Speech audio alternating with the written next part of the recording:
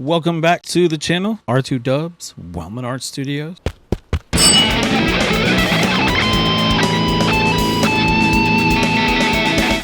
So I did Inktober for the first time this year, doing 31 drawings. I did some under drawings. Specifically, I sketched before I ink, and a lot of people go straight for it. I wasn't as confident to do that. I'm more of a penciler than an inker. My ink is really, I use ink to preserve the drawing more than a sketch to ink. So this was new for me to try it this way. I guess let's get into, if you'd like to, if you can see all the pieces I did, you can go back and watch all the videos if you'd like. Here's the pieces I did and what I learned as I was going to go over what I learned when I did all this stuff, and what I've learned for Inktober, like as an artist, as a first timer, whatever. I also tried using an ink dip pen. It was a completely new experience to me, so I'll cover all that stuff too. Let's get into it. So what I learned from Inktober this year, first time doing it. Well, I remembered to get my likeness a little tighter with old Einstein there. Working with the dip pen for the first time was very interesting. My line work definitely got a little tighter, and it was the first time using Bristol as well, and using different kinds of inks with color. I've never used India ink colors. That was interesting. Trying to really push my imagination and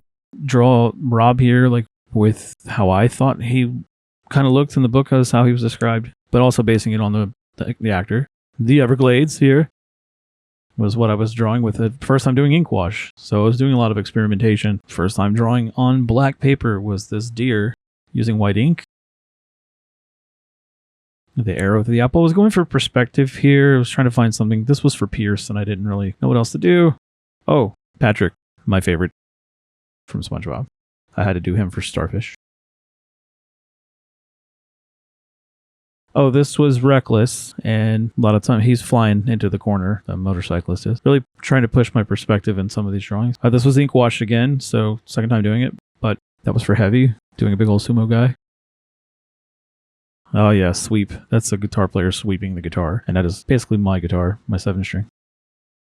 Oh yeah, the Hornet. I was trying to go for, again, a perspective one, but he kind of came more front. I didn't mean for that to be the case, but he's more front than extreme perspective. And old Arnie, ripped. I had to do that. I'm also trying to keep the likeness. It took me a second on the sketch. Trying to experiment more with color in this. That's why it's got so much different color. When I was doing the cat for a drink. And this is, this is it's a box. It's a trunk is what that was. And really, again, pushing perspective, trying to do like a 2 or almost 3-point perspective. And oh yeah, this Shipwrecked was ragged. I just going for something fun, something more illustrated. This was a blunder. While I was blundering, I was actually trying to do a spilled ink pot, and I actually intentionally spilled ink on the paper, but then made a mess while trying to control it. And then this is just a Master Sword from Legend of Zelda N64 Ocarina of Time. My interpretation of it mixed with the Link to the Past. And this was a wash for the one hand and then some wash for shadows on the other. And so I was doing a lot more wash, and that looks more comic-y. I was a little bit more controlled by the time I got like halfway through. And I decided to do this all in blue because he's a polar bear, and he's on a flow, which is a floating ice, patch of floating ice. Ah yes, Soda Pop. This was supposed to be funny. It was rivals. So Blast, that's what this was. Nuclear explosion. That was almost entirely ink wash. And then the controller for button, because video games are a big part of who I am. Oh yeah, Firefly. I just thought it'd be fun to make a bunch of fireflies in the background and that big, huge cartoony version up front. I tried to incorporate that black as much as possible. Oh, this is Roddy Piper. Roddy Piper. It's my wife's, one of her favorite wrestlers when we were kids. That is a cacodemon from Doom Inferno, thus Inferno. That was my play on that. Labyrinth. Maze puzzling. I thought that was kind of fitting for that. Again, trying to incorporate that black paper. I only had 20 sheets of Bristol. And of course, Shrek for the onion, because I thought it was funny. I try to have a good sense of humor about life. Anyway, I can be funny, I try to be. Oh, this is one of our favorite memes. What is the skeleton's favorite stack for skeletal? And that was really basic lined. I didn't actually shade him as much as I could have. And I used to study Aikido when I was a kid. I started mixed martial arts, all kinds of martial arts, but that was one of them. And thus the guy being thrown. Vacancy. No vacancy. I was playing on that fact, right? So it's like an empty, abandoned hotel kind of thing. And of course, then, congratulations. Final cup thing. So what did I learn for Inktober? Learned a lot, actually. For one thing, I really like these India inks. I think it would be a lot better in a fountain pen, as per my opinion. But I used every one of these nibs that came with this little... I'll pop it out here so you can see it again. Just in case you haven't seen it, I got this from Hobby Lobby. It was $6.49 plus tax. And then I got these from Michael's because Hobby Lobby is actually closer to us. That's why I go there so often. There's a Jerry's Artorama in Jacksonville, and I would love to go there more often, but it's quite a ways away just to go pick up a couple pencils. So, I mean, I could always order stuff online, but I like to buy stuff in person because it just, I guess it's the ADHD in me. I get to feel the tactile. I used quite a bit of these inks. I actually used a lot of the white. The white absorbed into that black paper quite a bit. I used considerable amount of the red and probably not as much as the blue. I used a lot of the black, but I also had, let's say the reason for the blue, I didn't have as many washes as I expected it was going to do. Actually, that's true. No, I did do a wash with the blue. I was double checking, and I think I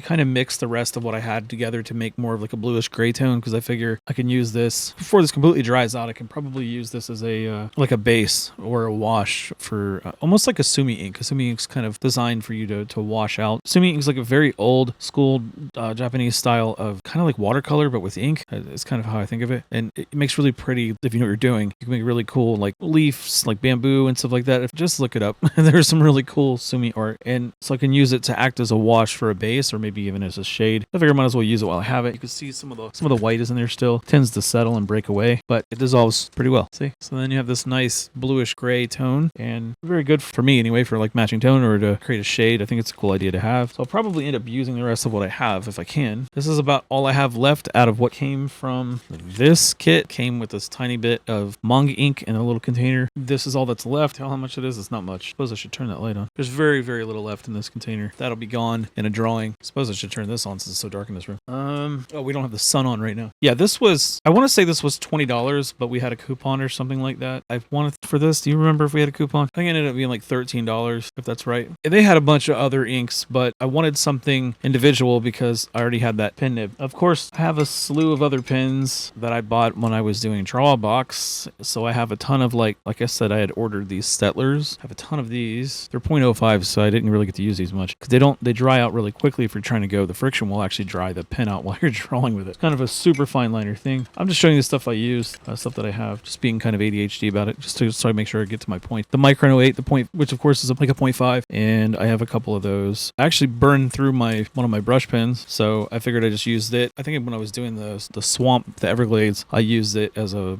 brush, but I have a brush and it's actually down in with my other brushes now because Inktober is over for me. And I have a Faber-Castell Pitt pen. I really love Faber-Castell stuff. I had their polychromos. They were amazing. And then I said had because I got rid of them when we moved a couple years back. I can only take so much stuff with this, and I just felt kind of overloaded with all the stuff that I had and figured I'd just donate them to somebody. Yeah, the Pigma brush pen, the Sakura. I don't know. These are all good. These are actually from Temu, this pen. There we go. Dropping stuff. The Sumo Grip. This was really good on the black paper. And my Stettler, which I love this pencil, which is kind of funny because I thought, oh, Stettler's supposed to be a good pen. I never get to try the 0.5. I only get to try the 0.05. But knowing that this is good, I assume it'd be good too. So for me, I mean, I'm not like one's better than the other. They all serve similar purposes. This is all you need to draw. This is a 6H, I think. Yeah, I wanted a really, really light pencil to draw with so that you can do an under drawing and then ink. I bought this a while back. I actually have a couple of these, and it serves the purpose too. I mean, I can't tell. It's very worn. I've drawn with this a lot, even though I haven't sharpened it a lot. I don't tend to sharpen my pencils very much. They tend to look very rounded, even though I swear I use them. I think I put them all in here. Let me reorganize them. Yeah. But I just wanted to try something different and experiment, and that was the whole point. I don't know what I'm doing. Yeah, that was supposed to be a pack 0.5s, and so kind of a pain. The Sumo Grip is really, really, really good for drawing on the black surface or dark tone surfaces. Obviously, it's good on white paper, but I haven't used this in a while. It's a basic Bic pencil. I'm not even sure why this is in my stuff. I use this for working on wood and things like that, wooden projects, so completely off subject. Yeah, so I'm trying to say, what did I learn? Well, what did I learn? Let's see here. Well, I will say, it was my first time for a lot of things, a dip pen. I only used the dip pen one time before Inktober just to get a feel for it, to see if I was going to make a complete mess or not. It was fine. I don't know what all the complaining was about this. Some people say online, like, I don't know, I take it with a grain of salt when people say that something doesn't work like it's supposed to when it's just a nib and ink. You just dip it in there and go for it. So I don't really know what the big deal is. It doesn't leak. I mean, that's on you. If you drop ink, it's because you're not shaking the pen off properly before you. What I've been learning to do is something I learned was when I dip the pen in is to shake it off a little bit. Yes, if you're going to use a dip pen. I mean, most of you guys probably are never going to use it. I just did it because I was curious.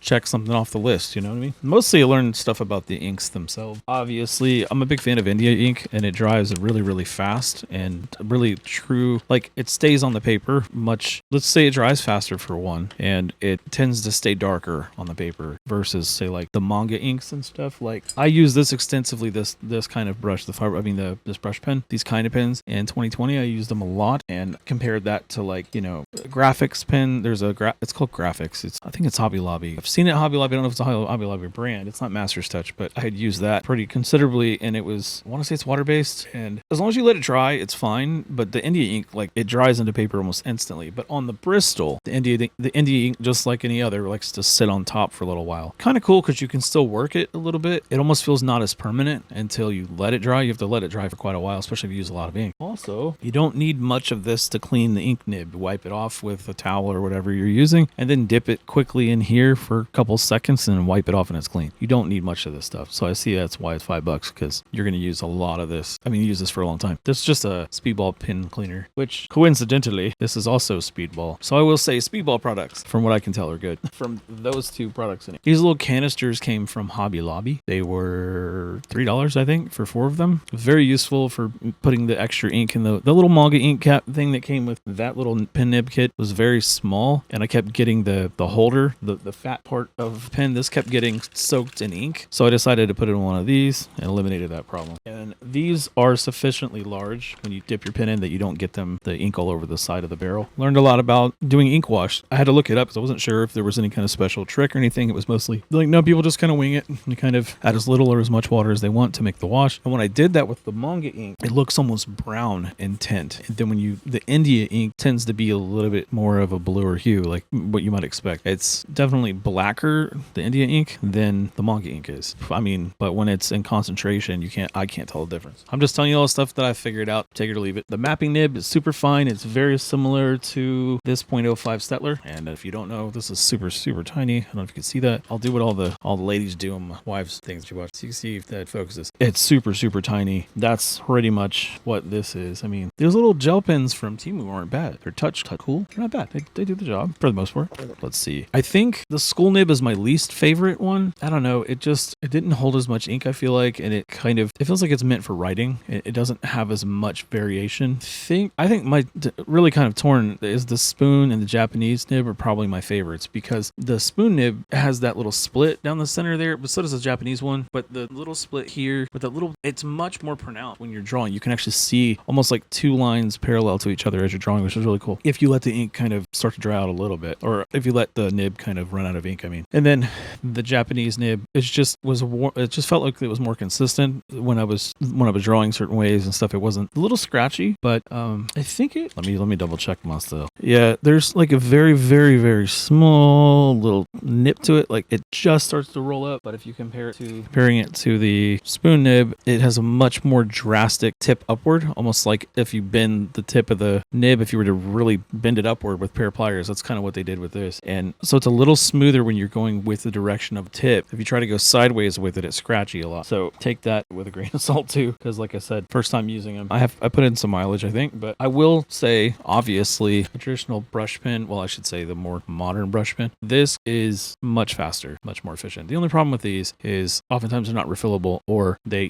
run out pretty quickly. And that can be a lot more pricey than buying those inks, which I use a lot of that manga ink that came with the kit, but these I've used extensively. There's still a lot of ink left, man. So for like $20, I can see why people like using the old school nibs and stuff. But I would like to try a fountain pen possible. My cat's being crazy. She's getting on the stuff she ain't supposed to be getting on. What you doing, baby girl? She's in that mood where if you're not paying attention to her, she's gonna be mad. Lily the Explorer. I think I learned more from watching other people. I learned that my style is significantly different than most people's. I draw probably closer to more like a mix between manga and I guess American, Western, like think like Disney or Warner Brothers or like Looney Tunes. I mean that makes sense because I grew up with that stuff, but also kind of American comic. But I also grew up with a lot of anime and manga too, specifically anime. So that all influences you, either if you're aware of it or not. It happens. But I think I'm all over the place. Like, I don't even know if I have some stylization. I think like there's certain ways that I draw things, eyes and ears, things like that. But I don't know. I think I'm chaotic, and that's reflective in my art. So I learned that. I think I've always known that, but it's much more obvious when you see it in front of you. I'm trying to think what else I could say. Nuggets of wisdom. I mean, yeah, it's mostly just about learning for the first time doing stuff. Like the Bristol is very sensitive to the nib. Like it's really cool with a brush pen or any of those, felt tip pens. It's really awesome with. I didn't try a ballpoint pen, but I assume it would be fine. With the nibs, it tends to really scratch into the paper, even if you're going really soft, because it's hard metal against wet paper. It's going to tear a little bit. But because it's so thick, the Bristol, it can handle it fine. But it also accepted the ink wash really well. It did buckle a bit, but that's not that big of a deal to me. I mean, it isn't buckling so bad that it looks like some of the watercolor I've used, or I should say some of the mixed media I've used in the past, buckles quite a bit. It kind of creates ripples. This took just as much water, but better. So, I mean, it is what it is. For a traditional medium, I think it does a great job, but I also think watercolor would be fine with it if you don't mind like the vellum kind of texture, or if something that's super rough. I just wanted to try something really smooth, because I usually don't draw or ink on anything that smooth, and wanted to see what it was about, because I wanted to try to see if I could do a traditional comic. I don't know. And if I do, and have some experience with Bristol, and that way I don't buy an 11 by 17 with 24 pages in it and be mad about it. What are you doing? A cat staring at me like we owe her money. But yeah, I guess really was trying to push myself to do more shading with ink and more experiment more with texturing and stuff, and not try to. I usually go much more minimalist when I do ink, sort of like almost like line art. Let's keep it as simple as possible. So this I was trying to push it a little bit more, especially with ink wash, and really throw in a lot more heavy amount of ink to really go for those contrasts. But yeah, otherwise tried experimenting with thumbnails for YouTube. I wanted to see what that was about. So it did some me being goofy holding the artwork that I did, and I did some with me, mid shot, and I did the overlay voiceovers while I was drawing, and then I did some where it's just time lapse. So just an experiment, see if anybody likes any format over the other. Some people like when you talk, some people don't. I get it. I know I'm a bit of a yapper, so I know it's not for everybody. Yeah, I definitely wanted to push my perspective more. I was trying to do that in terms of, I do that a lot when I'm doing comic books, but like if I'm just drawing something random, I didn't want it to be so static. I wanted it to be much more dramatic looking. So I was going for that, trying to really try to push my perspective drawings and try to make something that was interesting to look at. But yeah, basically create, analyze, learn from those analyzations, and then keep creating. At least that's the goal. It's not really about perfection. It's just about momentum. Inktober, that is. Or in drawing in general. Just, they tell you to draw every day. The advice is too generic. What you should really do is do focus practice. Like, you want to learn how to do anything, really take the time to spend learning. Let's say you want to learn how to draw, right? Or you want to learn music or something like that. Whatever your goal is, this being an art channel, I guess, let's pretend you wanted to learn how to draw. You just sit down and go, well, I'm just going to draw whatever I see. That's good. But if you have no plan as to why you're drawing what you see, other than if you're just doing it for hobby, like, hey, that's fine. But if you want to improve and find your own style, you really should learn the basics, and then do that alongside of doing like still drawings. Or let's say you're doing like, you learn shapes, right? You learn color theory and all that stuff. Well, it doesn't do you any good if you're not applying it to anything. Just drawing circles and squares and triangles all the time feels like you're not getting anywhere. I'm sure most of you don't want to draw like that, right? But that's something you practice. It's not like you would do a scale on a guitar or a piano or something. It's just something you learn to keep as a basic tool, so then you can start seeing shapes three-dimensionally in the things that you see around you, so you can apply it to your drawing and eventually apply it to your imagination. And yeah, I think it's just, you have to focus on what you're drawing. Like, don't just be sketching when the TV's on. Like, really take the time to see where you could improve. And it does not to say that there's anything wrong with mistakes. That's what makes art interesting. But like, if you didn't draw what you intended to draw and you can't figure out why, that's what you need to figure out. Sit down and analyze and go, okay, what about this I don't like? The eye in the wrong position? Is the building too tall? Is the perspective too extreme? Eventually you can break all those rules and do stuff like, single point perspective or 3-point perspective, 2-point, and do it really radically. But I think it helps to understand the basics first, so that you can break all those rules, sort of like learn them to break them. And then that's when it's fun. But I think honestly, what helped me focus on anything was to be creative as well as learning and analyzing. So do something that's just for fun. And Drawbox talks about all this too, but it's true. It's the same way that I learned to play guitar and all the things. I don't know, you can see the guitar behind me, but there's a bunch of guitars in this room. I have basses and guitars and keyboard and all kinds of stuff. I do all of those things. So I play bass, play drums, play guitar, play rhythm and lead guitar, and I sing and I songwrite and all this stuff. you can only get there if you focus on your practice. But you have to have like equal amounts of fun. So like practice until you're bored of practicing, and then do something fun. Just be goofy, be silly, just have fun with it.